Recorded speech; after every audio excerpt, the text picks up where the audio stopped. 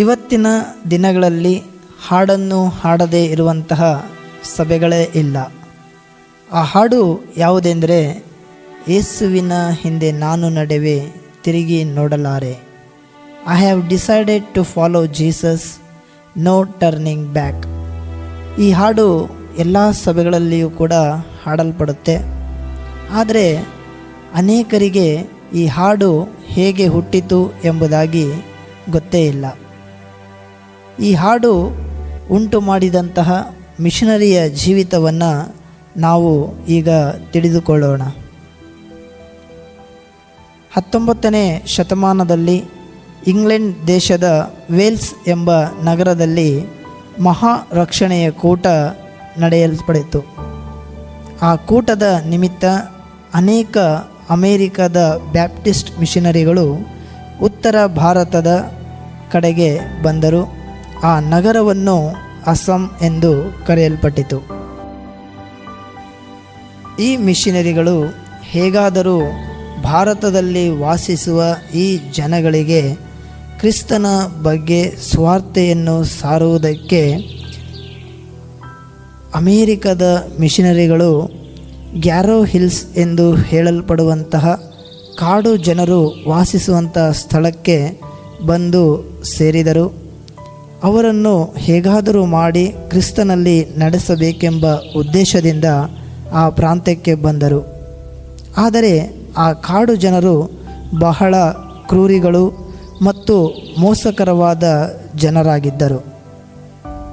ಆದರೆ ಅವರ ದಿನದ ಅಭ್ಯಾಸಗಳು ಏನಾಗಿರುತ್ತದೆ ಅಂದರೆ, ತಲೆಗಳನ್ನು ಕಡಿದು ಅವರ ಮನೆಯ ಮುಂದೆ ಇಡುತ್ತಿದ್ದರು.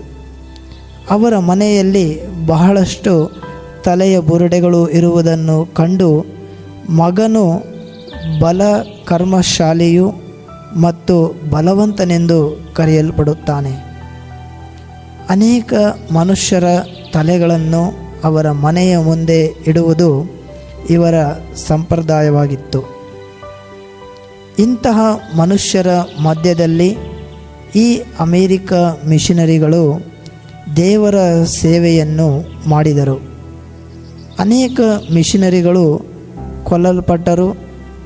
ಆದರೂ ಅವರ ಪ್ರಯತ್ನಗಳನ್ನು ಬಿಡದೆ ದೇವರಿಗಾಗಿ ಏನಾದರೂ ಮಾಡಬೇಕೆಂದು ಬಿಟ್ಟು ಬಿಡದೆ ದೇವರ ಸುವಾರ್ತೆಯನ್ನು ಸಾರಿದರು. ಆ ಕಾಡು ಜನರು ಜೀವಿಸುವ ಆ ಪ್ರಾಂತ್ಯದಲ್ಲಿ ಒಂದು ಕುಟುಂಬ ದೇವರನ್ನು ಕಂಡುಕೊಂಡಿತು. ಆ ಕುಟುಂಬದಲ್ಲಿ ಗಂಡ, ಹೆಂಡತಿ ಮತ್ತು 2 ಮಕ್ಕಳಿದ್ದರು. ಅವರು ಯೇಸು ಕ್ರಿಸ್ತನನ್ನು ತಮ್ಮ ಸ್ವಂತ ರಕ್ಷಕನನ್ನಾಗಿ ಅಂಗೀಕರಿಸಿಕೊಂಡರು. ಆ ಕುಟುಂಬದ ಯಜಮಾನನ ಹೆಸರು ನಾಕ್ ಸಿಂಗ್ ಎಂದು ಕರೆಯಲ್ಪಡುತ್ತದೆ. ದೇವರ ಸೇವಕರು ಸುವಾರ್ತೆಯನ್ನು ಸಾರುವುದು. ಪ್ರೀತಿಯ ಸಹೋದರ ಸಹೋದರಿಯರೇ, ಯೇಸುವಿನ ಕುರಿತು ಹೇಳಲು ಬಂದಿದ್ದೇನೆ. ಸಮಾಧಾನವನ್ನು ಕೊಡುವವರು, ಸಂತೋಷವನ್ನು ಕೊಡುವವರು ಪರಲೋಕ ರಾಜ್ಯ ಬಿಟ್ಟು ಭೂಲೋಕಕ್ಕೆ ದಾಸನ ರೂಪದಲ್ಲಿ ಭೂಮಿಗೆ ಬಂದರು. ಯೇಸು ಸ್ವಾಮಿಯು ನಮ್ಮ ಎಲ್ಲರ ಪಾಪಕ್ಕಾಗಿ ಶಿಲುಬೆಯಲ್ಲಿ ಮರಣ ಹೊಂದಿದರು. ನಮಗೋಸ್ಕರ ಶಿಲುಬೆಯಲ್ಲಿ ಸತ್ತು 3ನೇ ದಿನದಲ್ಲಿ ಜೀವಂತನಾಗಿ ಎದ್ದು ಬಂದರು. ಅವರೇ ನಮ್ಮ ಯೇಸು ಕ್ರಿಸ್ತನು. ಯಾರು ದೇವರೇ, ನನ್ನ ಹೃದಯದಲ್ಲಿ ಬನ್ನಿ, ನಾನು ಪಾಪ ಮಾಡಿದ್ದೇನೆ ಎಂದು ಅರಿಕೆ ಮಾಡುತ್ತಾರೋ ಅವರು ದೇವರ ಪರಲೋಕ ರಾಜ್ಯಕ್ಕೆ ಬಾಧ್ಯರು. ಆಮೆನ್. ಆ ಊರಿನ ರಾಜನು ಬರುವಂತಹ ದೃಶ್ಯ.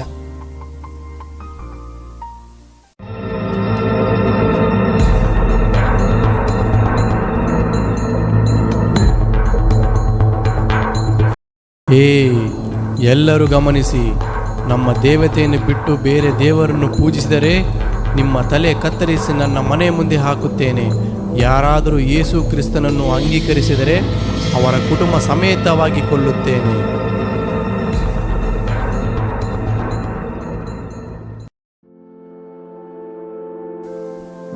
ದೃಶ್ಯ 2.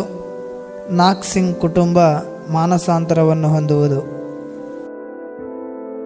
ಅಯ್ಯ, ಸ್ವಲ್ಪ ನಿಲ್ಲಿ. ಹೇಳು ಮಗನೇ. ಅಯ್ಯ, ನೀವು ಬಂದು ದೇವರ ಸ್ವಾರ್ಥ ಹೇಳುವಾಗ ನನಗೆ ಅರಿವು ಇಲ್ಲದೆ ನನ್ನಲ್ಲಿ ಏನೋ ಸಂತೋಷ ಆಗ್ತಾ ಇದೆ. ಅದಕ್ಕೆ ನಾನು ಯೇಸು ಸ್ವಾಮಿಯನ್ನು ಅಂಗೀಕರಿಸಬೇಕು ಅಂದುಕೊಂಡಿದ್ದೇನೆ. ಅಯ್ಯ, ನಾವು ಏನು ಮಾಡಬೇಕು? ನೀನು ಇರೋ ಸ್ಥಳದಲ್ಲಿ ಯೇಸುವೇ ಅಂತ ಹೇಳಿ ಪ್ರಾರ್ಥನೆ ಮಾಡಿದರೆ ಸಾಕು. ಅಯ್ಯ, ಪ್ರಾರ್ಥನೆ ಮಾಡಬೇಕಾದರೆ ನಾನು ಏನಾದರೂ ಬಲಿಯನ್ನು ಅರ್ಪಿಸಬೇಕೇ? ಇಲ್ಲ ಸಹೋದರನೇ, ನೀನು ಇರೋ ಸ್ಥಳದಲ್ಲಿ ಯೇಸುವೇ, ನಾನು ಮಾಡಿದ ಪಾಪವನ್ನು ಕ್ಷಮಿಸು, ನನ್ನನ್ನು ಆಶೀರ್ವದಿಸು ಎಂದು ಮಾನಸಾಂತರ ಪಟ್ಟರೆ ಸಾಕು. ದೇವರು ನಿನ್ನ ಪಾಪವನ್ನೆಲ್ಲ ಕ್ಷಮಿಸುತ್ತಾನೆ, ನಿನ್ನನ್ನು ಆಶೀರ್ವದಿಸುತ್ತಾನೆ. ಅಯ್ಯ, ನೀವು ಕೈಯಲ್ಲಿ ಇಟ್ಟುಕೊಂಡಿದ್ದು ಏನು? ಇದು ಯೇಸು ಸ್ವಾಮಿಯು ನಿನಗಾಗಿ ನನಗಾಗಿ ಶಿಲುಬೆಯಲ್ಲಿ ಹೂಣಲ್ಪಟ್ಟ ಶಿಲುಬೆಯ ಮರದ ಗುರುತು. ಈ ಶಿಲುಬೆ ನನಗೆ ಕೊಡ್ತೀರಾ? ಸರಿ, ತಗೋ. ಅಯ್ಯ, ನಾನು ಬೇರೆ ಏನಾದರೂ ಮಾಡಬೇಕೇ? ಯೇಸು ಸ್ವಾಮಿ ನನ್ನ ಪಾಪವೆಲ್ಲ ಕ್ಷಮಿಸಿ ನಾನು ಹೊಸದಾಗಿ ಹುಟ್ಟಬೇಕಾದರೆ ನಾನು ಮಾನಸಾಂತರ ಪಟ್ಟು ನಾನು ದೀಕ್ಷಾಸ್ಥಾನ ಹೊಂದಬೇಕು. ಅಯ್ಯ, ನಾವು ಇವಾಗಲೇ ಅಂಗೀಕರಿಸಿಕೊಳ್ಳುತ್ತೇವೆ.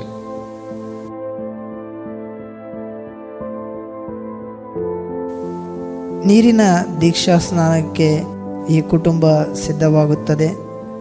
ಇಲ್ಲಿ ನಡೆಯುತ್ತಿರುವಂತಹ ಈ ಎಲ್ಲ ಘಟನೆಯು ಅಲ್ಲಿ ಇರುವಂತಹ ಸೈನಿಕರು ಮತ್ತು ಊರಿನವರು ಗಮನಿಸುತ್ತಿರುತ್ತಾರೆ. ತಂದೆ, ಮಗ, ಪವಿತ್ರಾತ್ಮನ ಹೆಸರಿನಲ್ಲಿ ದೀಕ್ಷಾಸ್ಥಾನವನ್ನು ಕೊಡುತ್ತೇನೆ.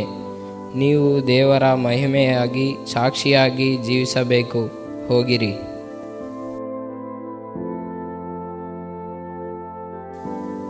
ಸೈನಿಕರು ಮತ್ತು ಊರಿನವರು ಇಲ್ಲಿ ನಡೆದ ಘಟನೆಯನ್ನು ನೋಡಿ ಯಜಮಾನನಿಗೆ ಹೋಗಿ ತಿಳಿಸುತ್ತಾರೆ. ಮತ್ತು ಆನಂತರ ಸೈನಿಕರು ಕುಟುಂಬದವರನ್ನು ಕರೆದುಕೊಂಡು ಯಜಮಾನನ ಬಳಿಯಲ್ಲಿ ಹೋಗುವಂತಹ ದೃಶ್ಯ.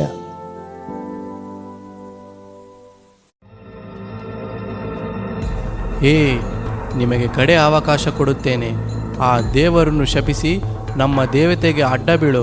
ನಾನು ನಿನ್ನ ಕುಟುಂಬದವರನ್ನು ಬಿಟ್ಟು ಬಿಡುತ್ತೇನೆ, ಇಲ್ಲ ಅಂದರೆ ನಿಮ್ಮನ್ನು ನಾನು ಕೊಂದು ಬಿಡುತ್ತೇನೆ. ಆ ಸಣ್ಣ ಮಗನನ್ನು ಕರಕೊಂಡು ಬನ್ನಿ.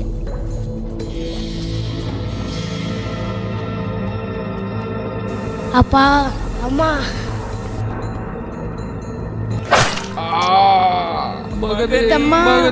ಮಗನೇ. ಹೀಗೆ ಮಗನನ್ನು ಕೊಂದ ನಂತರ ಅವರ ಮಗಳನ್ನು ಕೊಲ್ಲಲು ಸೈನಿಕರು ಕರೆತರುವುದು. ಅಪ್ಪ, ತಮ್ಮ ಇವಾಗೆ ಪರಲೋಕದಲ್ಲಿ ಏಸಪ್ಪನ ಜೊತೆ ಇದ್ದಾನೆ. ನಾನು ಸಹ ಹೋಗಿ ಏಸಪ್ಪನನ್ನು ನೋಡ್ತೇನೆ. ದೇವರ ರಾಜ್ಯಕ್ಕೆ ಹೋಗ್ತೇನೆ. ನೀವು ಯಾವುದೇ ಕಾರಣಕ್ಕೂ ದೇವರನ್ನು ದೂಷಿಸಬೇಡಿ. ನಿನ್ನ ತಮ್ಮನ ಜೊತೆಗೆ ಹೋಗಿ ನೀನು ಸಾಯಿ.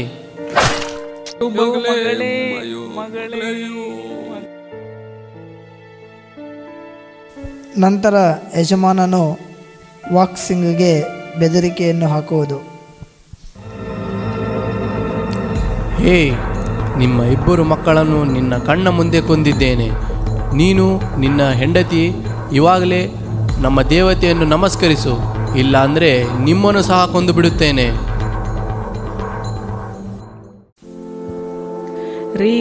ರೀ ನಮಗಿರೋದು ಒಂದೇ ಒಂದು ಜೀವಿತ, ಅದು ಯೇಸು ಸ್ವಾಮಿಗಾಗಿ ಜೀವಿಸೋಣ.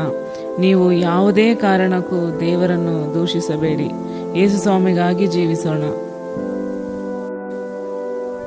ಹೆಂಡತಿಯನ್ನು ಕೊಲ್ಲುವಂತಹ ದೃಶ್ಯ.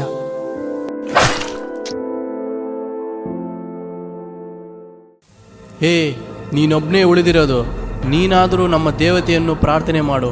ನಾನು ನಿನ್ನನ್ನು ಬಿಟ್ಟು ಬಿಡುತ್ತೇನೆ, ಇಲ್ಲ ಅಂದರೆ ನಿನಗೂ ಇದೇ ಗತಿ. ಏನು ಹೇಳ್ತೀಯಾ? ಶಿಲುಬೆ ನನ್ ಮುಂದೆ, ಲೋಕ ನನ್ ಹಿಂದೆ, ಶಿಲುಬೆ ನನ್ ಮುಂದೆ ಲೋಕ ನನ್ ಹಿಂದೆ, ಶಿಲುಬೆ ನನ್ ಮುಂದೆ ಲೋಕ ನನ್ ಹಿಂದೆ, ಹಿಂತಿರುಗೆ ನಾನ್ ಹಿಂತಿರುಗೆ ನಾನ್ ಹಿಂತಿರುಗೆ ನಾನ್ ಹಿಂತಿರುಗೆ ನಾ.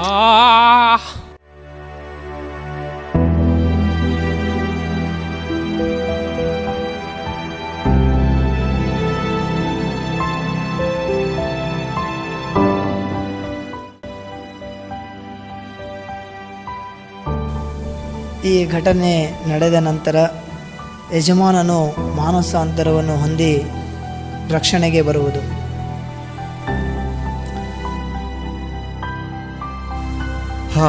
ಘಟನೆ ನಡೆದ ಕ್ಷಣದಿಂದ ಆ ಹಾಡು ಶಿಲುಬೆ ನನ್ ಮುಂದೆ ಲೋಕ ನನ್ ಹಿಂದೆ, ಅವನು ಹಾಡಿದ ಹಾಡು ನನ್ನ ಕಿವಿಗೆ ಬೀಳ್ತಾನೇ ಇದೆ.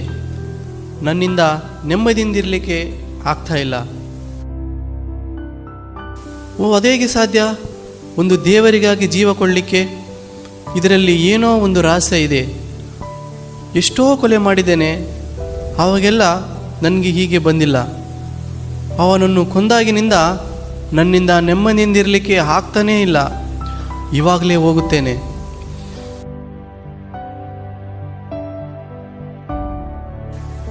ಓ, ಇದೇ ಆ ರಹಸ್ಯನಾ? ಈ ಶಿಲುಬೆನೇ ಆ ರಹಸ್ಯನಾ? ಈ ಶಿಲುಬೆನೇ ಆ ರಹಸ್ಯನಾ? ಅಯ್ಯೋ ದೇವರೇ, ನನ್ನನ್ನು ಕ್ಷಮಿಸು. ಯೇಸುವೇ, ನನ್ನನ್ನು ಕ್ಷಮಿಸು. ಬಹಳ ಕೊಲೆ ಮಾಡಿದ್ದೇನೆ, ಆದರೆ ಇವರನ್ನು ಕೊಂದಾಗಿನಿಂದ ನನ್ನನ್ನು ನೆಮ್ಮದಿಯಿಂದಿರಲಿಕ್ಕೆ ಆಗ್ತಾ ಇಲ್ಲ. ಅಯ್ಯೋ, ನನ್ನ ಪಾಪಗಳನ್ನು ಕ್ಷಮಿಸು. ನಿನ್ನ ಮಗುವಾಗಿ ನನ್ನನ್ನು ಅಂಗೀಕರಿಸ್ಕೋ ದೇವರೇ. ನನ್ನ ಪಾಪಗಳನ್ನು ಕ್ಷಮಿಸು ದೇವರೇ. ನನ್ನ ಪಾಪಗಳನ್ನು ಕ್ಷಮಿಸು ದೇವರೇ.